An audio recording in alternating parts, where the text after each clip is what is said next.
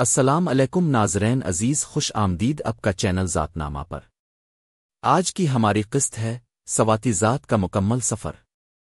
آپ نے شاید اکثر سنا ہوگا کہ میں سواتی ہوں یا ہم سواتی قبیلے سے ہیں، مگر اس کا مطلب، منظر اور حقیقت کیا ہے، یہ بہت کم لوگ جانتے ہیں۔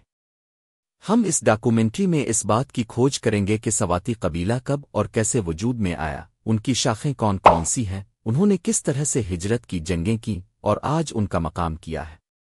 اور سب سے اہم، آپ کو میں دعوت دوں گا کہ اگر آپ سواتی ہیں یا سواتی شناخت رکھتے ہیں تو اس ویڈیو کو لائک کریں، شیئر کریں اور چینل ذات نامہ کو سبسکرائب کریں تاکہ آئندہ کی کہانیاں آپ کو فوراً مل سکیں۔ چلیے شروع کرتے ہیں اس کہانی سے جو صدیوں پہلے کا ہے، سواتی کی کہانی۔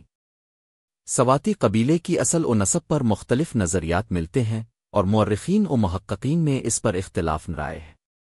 ایک نظریہ یہ ہے کہ سواتی قبیلہ دیرد نسل سے تعلق رکھتا تھا، یعنی وہ قدیم دیردی زبان بولنے والے لوگ تھے۔ بعد میں ان پر پشتون ثقافت کا اثر آیا، وہ پشتونائز ہو گئے۔ ایک دوسرا نقطہ نظر یہ ہے کہ سواتیوں نے وسطی ایشیا افغانستان سے ہجرت کی اور وہاں سے وہ پاکستان کے شمالی علاقوں میں آئے۔ کچھ مورخین جیسے ابٹسن 1916 کا خیال تھا کہ سواتی لوگ ہندو نژاد بھی ہو سکتے ہیں جو برصغیر کے بعض حصوں سے آئے ہوں، تاہم جدید تحقیق ڈینٹل اور مورفومیٹرک مطالعہ بتاتی ہے کہ سواتیوں کی قریبی معرفت شمال مغربی علاقوں اور سندھ طاس وادی کی برآبادیوں سے زیادہ ہے بمقابلہ جنوب مشرقی ہندوستانی برآبادیوں کے۔ قومی ریکارڈ اور نسلی داستان میں یہ بات ملتی ہے کہ سواتی لوگ خود کو پشتون قبیلے کی حیثیت سے بیان کرتے ہیں، اپنی روایات و ضوابط میں پشتون والی اسواتی والی کو اپناتے ہیں۔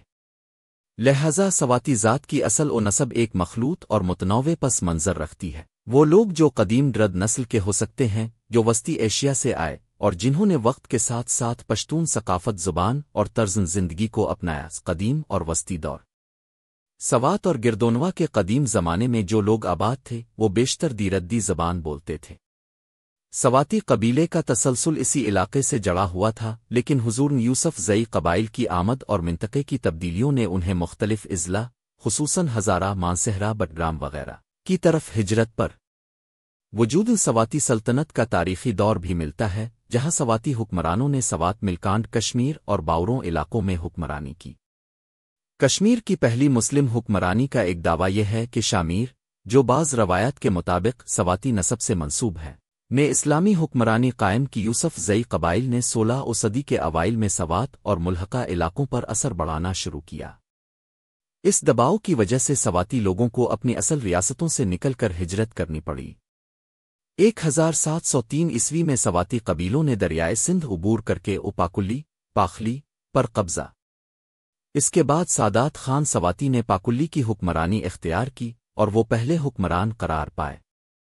ایک مشہور جنگ مینگل، جس میں سواتی اور سکھوں کے درمیان مقابلہ ہوا اور ایک سواتی رہنما نجیب اللہ خان شہید ہوا۔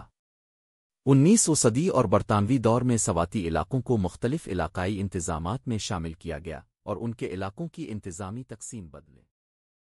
20 صدی کے وسط اور اختتام کے وقت پاکستان کے بننے کے بعد سواتی لوگ بنیادی طور پر ضلع مانسہرہ، بٹگرام، کوہستان اور دیگر ضلعوں میں آباد ہوئے۔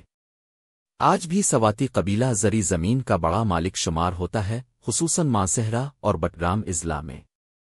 یہ سفر نہ صرف جنگوں اور مواقف کا رہا بلکہ تہذیبی اور لسانی تغیر کا بھی باعث بنا، جہاں زبان، رسم و رواج اور مقام بدلتے گئے۔ سواتیوں کی ثقافت پشتون روایات سے ملتی جالتی ہے، مگر ان کا ایک مخصوص رنگ ہے جسے وہ خود سواتی والی کہتے ہیں۔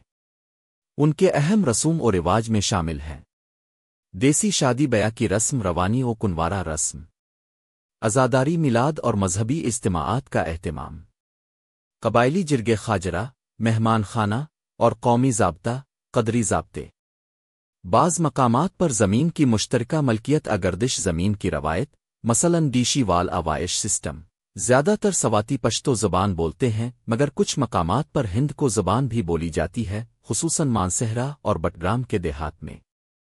پرانے زمانے میں سواتی حکمرانوں کے دربار میں فارسی یا دری زبان کا استعمال ہوتا تھا۔ سواتی قبیلے کی کئی اہم شاخیں ہیں جنہیں کھیل ذیلی قبیلے کہتے ہیں: گیبری، متراوی، معمیلی، چھوٹیے، ٹوڑ، دیگر ذیلی خلو علاقوں کے نام ہیں جھنگیری، خوجا خیل، نازآباد، کل ملکیل، دنشوال، شماری خیل وغیرہ. خاص طور پر دنشوادنشان ایک معروف ذیلی شاخ ہے جو ضلع بٹگرام میں واقع ہے. یہ لوگ ماضی میں اپنی زمینوں کو گردش خطوط واشوائش کے تحت بدلتے رہتے تھے تاکہ کوئی فرد زمین کا مالک نہ رہے بلکہ کل قبیلے کی مشترکہ ملکیت ہو. شاخوں کے درمیان نسبی روابط اور حدود اکثر مقامی قبائلی روایت اور بزرگوں کی داستانوں پر مبنی ہے، اور ان شجرت کو بہت احتیاط سے آج سواتی قبیلہ پاکستان کے شمالی خطوں میں معقول تعداد میں آباد ہے، خاص طور پر ضلع مانسہرہ، بٹگرام، کوہستان اور دیگر اضلاع لکھا جاتا ہے. وہ زرعی زمینوں کے بڑے مالک شمار ہوتے ہیں اور مقامی سیاست و معاشرت میں اہم کردار ادا کرتے ہیں، لکھا جاتا ہے. اگر آپ خود سواتی ہیں یا آپ کا نسب سواتی ہے تو آپ کے پاس یہ موقع ہے کہ آپ اپنی شناخت کو مضبوط کریں، اپنی شجرہ داستان جانیں اور ثقافت و روایت کو زندہ رکھیں. آپ یہ کام کر سکتے ہیں. بزرگ اور بزرگ خاندانوں سے شجرہ پوچھیں کہاں سے آئے، کون کون سی شاخیں ہیں. روایتی رسم و رواج کو سیکھیں، ان کی کہانیاں اور گیت ریکارڈ کریں. نوجوانوں کو تاریخ سے واقف کریں تاکہ وہ اپنی شناخت سے فخر کریں. اگر اپنے اس دستاویز کو مفید پایا ہے تو براہ کرم ویڈیو کو لائک کریں، اسے شیئر کریں اپنے عزیزوں اور خاندان کے ساتھ. چینل